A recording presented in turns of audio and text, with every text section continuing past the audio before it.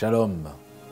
Alors que notre monde est en ébullition et que s'effondrent les choses pour plusieurs, nos regards doivent aborder l'avenir avec espérance, avec courage, mais surtout avec honnêteté. La vie ne peut être une réussite que si nous la vivons dans la paix profonde.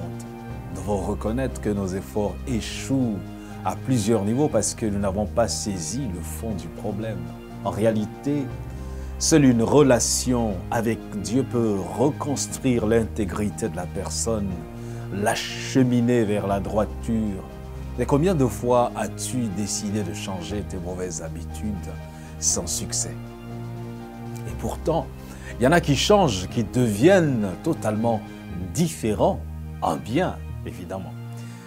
Charles Darwin écrivait à un certain monsieur Fegan, pasteur de son village.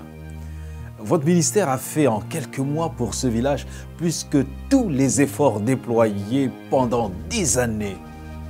Jamais nous n'avons pu reclasser un ivrogne. Et maintenant, par votre travail, je n'en connais pas un seul chez nous. Fin de citation. Ah oui, donc tu peux cesser de fumer, tu peux cesser de boire, de tromper, de voler, de te droguer. Je veux juste que nous considérions aussi le Pérou et la Colombie où vivent les Indiens Quechua. Il s'y est produit quelque chose extraordinaire, de vraiment extraordinaire. Cette tribu importante était réputée pour sa mollesse et son indolence. Mais depuis 1956, à la conversion de ces Indiens au message de l'Évangile, suite à la proclamation de ce message, ils ne sont plus les mêmes. Les Quechua ont pris goût au travail de la terre, à la vie de famille et puis à la beauté de leur vie intérieure. L'alcoolisme et l'adultère ont pratiquement disparu. L'alphabétisation s'est développée. Maintenant, ils connaissent la joie, la bonté. Le gouvernement a enregistré avec beaucoup d'intérêt et de respect les changements survenus dans cette population. Je pense aussi à Chuck Colson, le collaborateur du président Nixon. Il s'est converti peu avant que n'éclate le scandale du Watergate. Il a plaidé coupable, a purgé sa peine en prison. Aujourd'hui, on peut voir qu'il avait consacré la plupart de son temps à visiter les prisons à travers les États-Unis d'Amérique. Il invite les détenus, les invitait à donner leur vie à Jésus-Christ.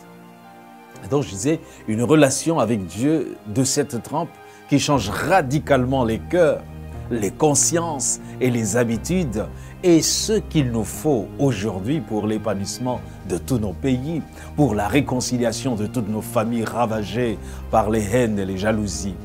Il est encore possible de créer un coin du ciel sur cette terre. Si les autres veulent vivre dans l'enfer de leur passion, toi, tu peux choisir de vivre heureux. Tu peux choisir de renoncer à ce cercle vicieux des mauvaises habitudes, des rancunes sans fin, de la vie de débauche. Oui, tu peux choisir de vivre heureux. Le temps ne nous permettrait peut-être pas d'évoquer en détail l'expérience du Bounty, mais je vais quand même l'évoquer. Le Bounty, ou encore certains vont le prononcer autrement, mais le Bounty, c'est un navire de Sa Majesté d'Angleterre, le roi d'Angleterre, qui a quitté le port de Spithead le 28 novembre 1787. Et il y avait une mission précise à remplir dans l'immense Pacifique. Mais là, il y avait une mutinerie qui avait éclaté. Les épisodes s'enchaînent très rapidement et tragiquement. Alors que tuerie, violence semblaient avoir partie gagnée, la situation vire de bord. Tout change à bord de ce navire et sur cette île à cause d'une Bible retrouvée dans une malle par John Adams. Il était le rescapé, le seul survivant des marins mutinés contre leur capitaine. Cette Bible a fait son travail. John Adams change de cap et de cœur. L'île de Pitcairn, où le village s'est écrayé, n'est plus la même chose qu'il y avait par le passé. La Bible était devenue le seul manuel scolaire dont les habitants disposaient et grâce à son influence, la paix pouvait régner. Le palais de justice est là juste pour le principe, mais il ne sert à rien.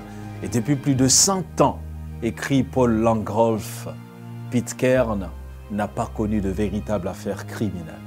Ce fut un drame quand, en certains jours de 1956, un habitant de l'île a été puni pour vol. Le vol sur l'île, la loi sur l'île permettait à quiconque de consommer le fruit dans un jardin, si vous le cueillez et vous le mangez immédiatement. Mais cet homme découvert en train de s'apprêter à emporter quelques melons et avocats qu'il venait de ramasser, a été traduit devant le juge. Et puis, il a été condamné à quelques jours de prison et à entretenir le petit jardin qui dépend de cet établissement. C'était un cas très grave. Voilà le résultat d'une vie de dépendance vis-à-vis de Dieu. Je vous invite à mettre Dieu au centre de votre vie. Si jamais nous désirons la prospérité et la paix, si jamais nous voulons changer radicalement, la Bible nous dit dans Ésaïe 1, verset 18 à 19, « Venez et plaidons, dit l'Éternel, si vos péchés sont comme le cramoisi, ils deviendront blancs comme la neige. S'ils sont rouges comme la pourpre, ils deviendront comme la laine. Si vous avez de la bonne volonté, si vous êtes docile, vous mangerez les meilleures productions du pays. » Dieu a pourvu à ce moyen en nous donnant Jésus-Christ. Si tu l'acceptes dans ta vie, tu ne seras plus jamais la même personne. Dis-lui, je t'ouvre mon cœur. Viens Seigneur et fais ta demeure en moi. Change mon cœur, renouvelle en moi un esprit bien disposé et sois le seul maître de ma vie. Au nom de Jésus-Christ. Amen. Que Dieu te bénisse.